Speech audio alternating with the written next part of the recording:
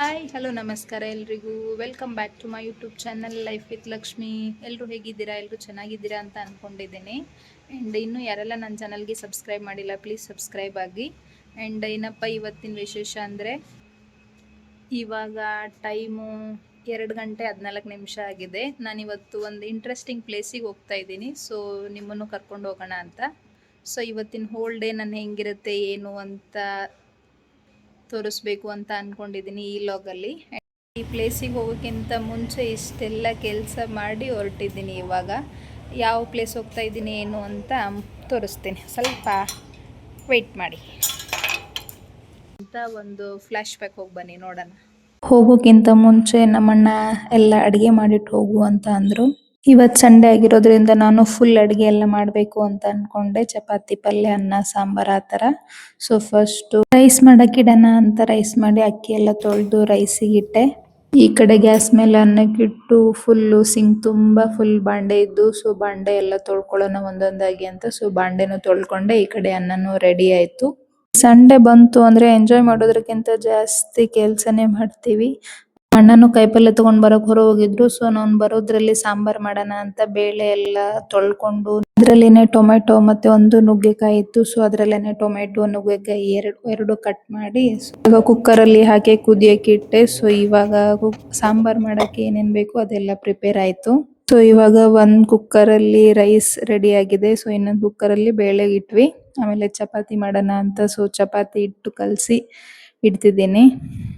ನಮ್ಮ ಅಣ್ಣ ಮೆಂತೆ ಪಲ್ಯ ತಂದಿದ್ರು. ಸೊ ಇವತ್ತು ಮೆಂತೆ ಪಲ್ಯನೇ ಮಾಡೋಣ ಅಂತ ಒಂದ್ ಕಡ್ಡಿನೇ ಮೆಂತೆ ಪಲ್ಯ ಸೋಸ್ಕೊಂಡೆ.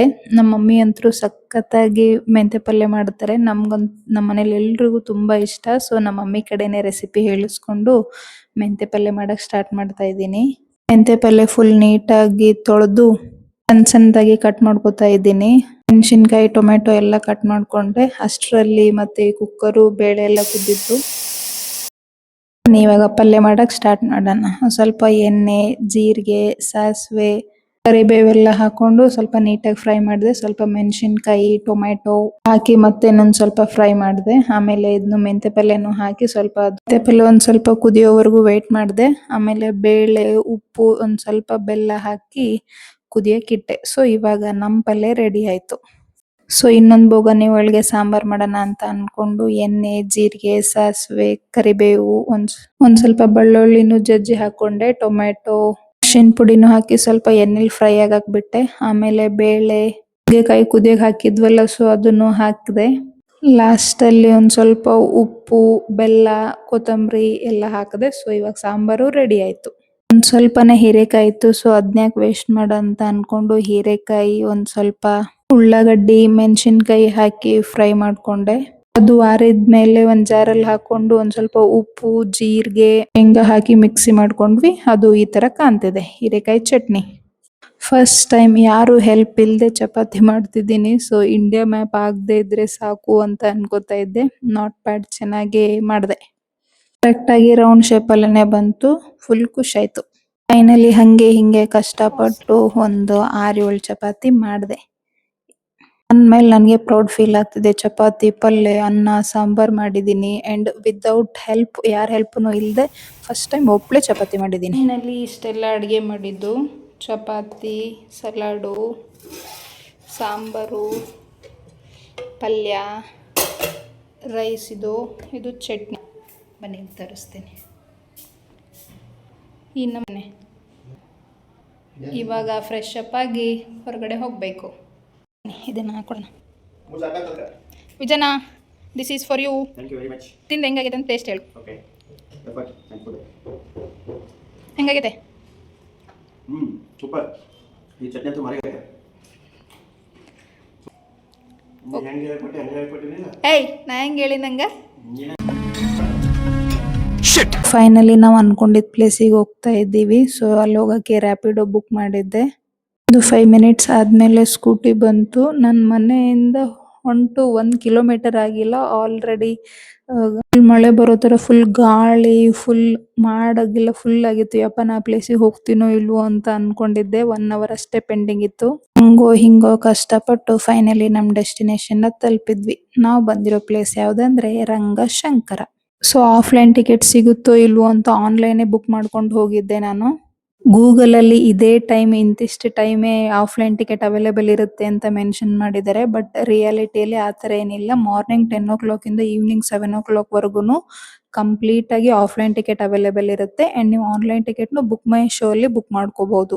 ಶಂಕರ್ ನಾಗ್ ಸರ್ ಅವ್ರ ವೈಫ್ ಶಂಕರ್ ನಾಗ್ ನೆನಪಿಗೋಸ್ಕರ ಕಟ್ಸಿದ್ದು ರಂಗಶಂಕರ ಅಂತ. ಇದು 2004 ಇಂದ ಅಕ್ಟೋಬರ್ ಅಲ್ಲಿನೇ ಇದನ್ನ ಸ್ಥಾಪನೆ ಮಾಡಿದ್ದಾರೆ ಅವರು. ಇಲ್ಲಿ ಮಧ್ಯಂತರವಿಲ್ಲ.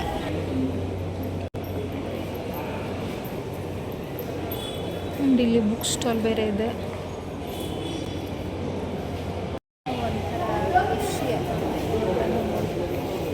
ರಂಗಶಂಕರ ಅನ್ನೋ ಈ ಪ್ಲೇಸು ಬೆಂಗಳೂರಿನ JP ನಗರದಾಗ ಐತಿ. ಶಂಕರ್ ನಾಗ್ ಸರ್ ಅಂದ್ರೆ ಯಾರಿಗೆ ಇಷ್ಟ ಇಲ್ಲ ಹೇಳಿ. ಅವ್ರ ಕನಸನ್ನ ನನಸು ಮಾಡಿದವರು ಅವ್ರ ವೈಫ್ ಅರುಂಧತಿ ನಾಗ್ ಮೇಡಮ್ ಅವರು.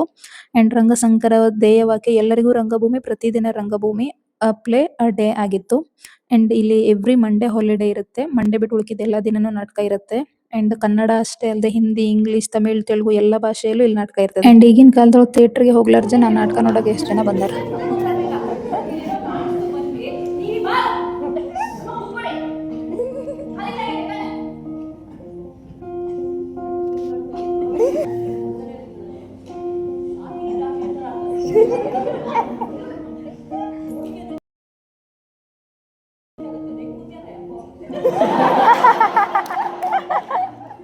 ಆ್ಯಂಡ್ ಇಲ್ಲಿ ಸ್ಟ್ರಿಕ್ಟ್ಲಿ ಮೊಬೈಲ್ ನಾಟ್ ಅಲೌಡ್ ಅಂತ ಇದೆ. ಆದರೂ ಕಷ್ಟಪಟ್ಟು ವಿಡಿಯೋ ಮಾಡಿದ್ದೀನಿ. ಈ ಪ್ಲೇನ ಹೆಸರು ಬಂದ್ಬಿಟ್ಟು ಬೈ ಟು ಕಾಫಿ ಅಂತ. ಅಮ್ಮ ಮಗನ್ ಮಧ್ಯೆ ಇರೋ ಆ್ಯಕ್ಟ್ ಇದು.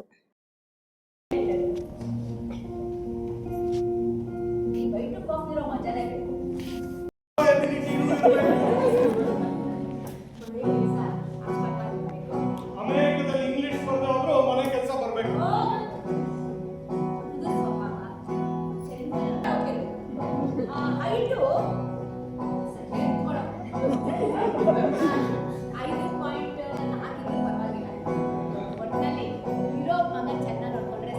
ಯಾವುದೇ ಕಾರಣಕ್ಕೂ ಕಾಫಿಗೆ ಉಪ್ಪು ಹಾಕಬಾರ್ದು. sketches without our permission.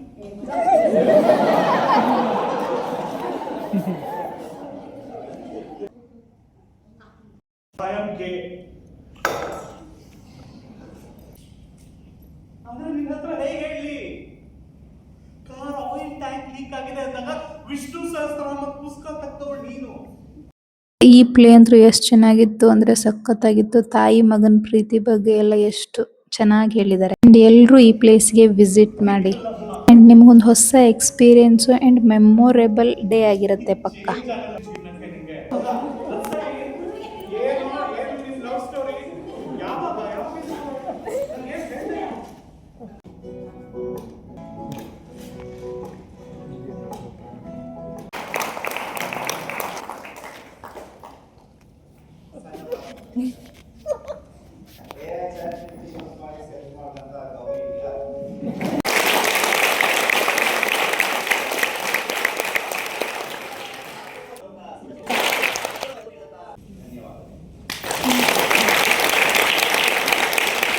ಹೊರಗಡೆ ಬಂದ್ಮೇಲೆ ಎಲ್ಲ ಆಕ್ಟ್ ಮಾಡಿರೋರು ಎಲ್ಲರ ಜೊತೆನೂ ಒಂದೊಂದು ಸೆಲ್ಫಿ ತಗೊಂಡ್ ಬಂದೆ. ಸೊ ನನ್ನ ಡೇ ಈ ತರ ಇತ್ತು. ನೀವು ಎಲ್ಲರ ರಂಗಶಂಕರಿಗೆ ವಿಸಿಟ್ ಮಾಡಿ, ಚೆನ್ನಾಗಿರುತ್ತೆ.